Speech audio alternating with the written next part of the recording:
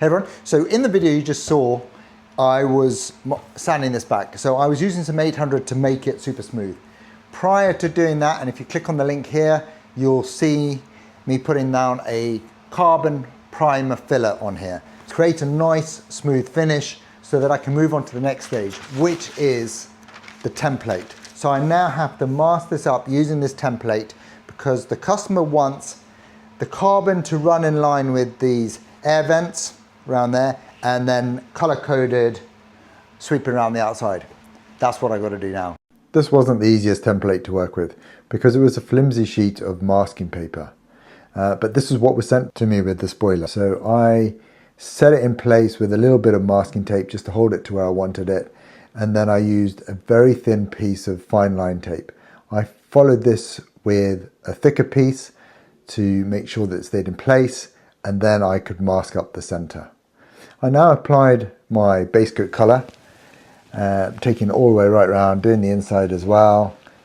Put on I think it was 3 coats of this, and that gave me the desired color effect that I wanted. Obviously flashing off between each coat.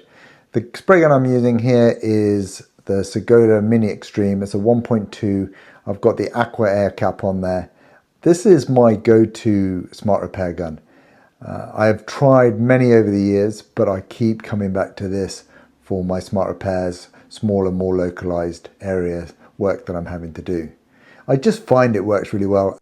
Typically I'm quite a close painter, but I find that with this spray gun it's better to pull it away, especially when you're doing your drop coat. Turn down the air pressure and just pull it away from the panel, and it provides a perfect blend.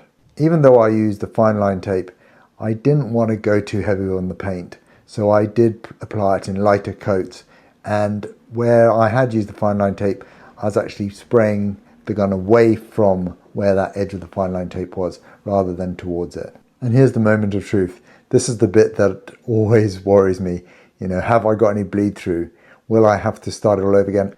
Something that I really wouldn't want to have to do. I did layer the tapes up, I know that, and some of you are probably shouting at me for doing so. But I didn't want any bleed through, and I didn't want any overspray going onto the carbon. I can now finally pull off the really fine bit of fine tape, and it gave me the finish that I wanted. I'm trying to keep it as close to the panel as possible as I'm peeling it off, rather than lifting it off. Just keep it nice and close.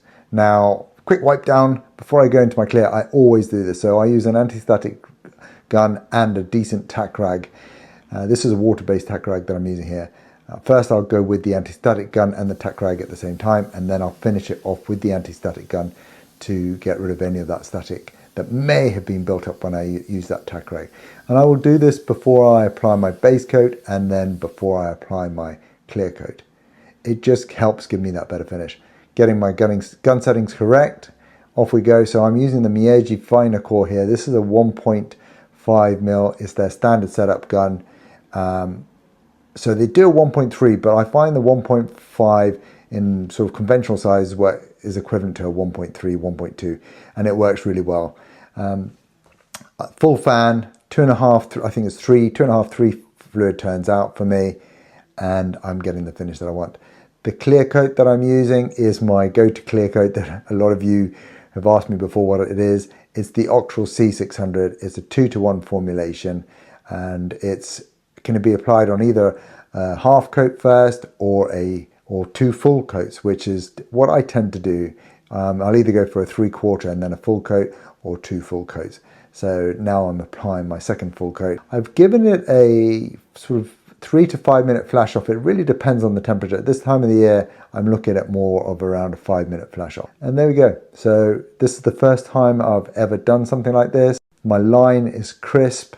The carbon fiber has come out really nicely. It's nice and flat. It might need a little bit of a denib in 1 or 2 places, but I don't think much at all. So yeah, put in the comments what you think. I hope you've liked this video. If you have any questions, fire them across and I'll answer them for you.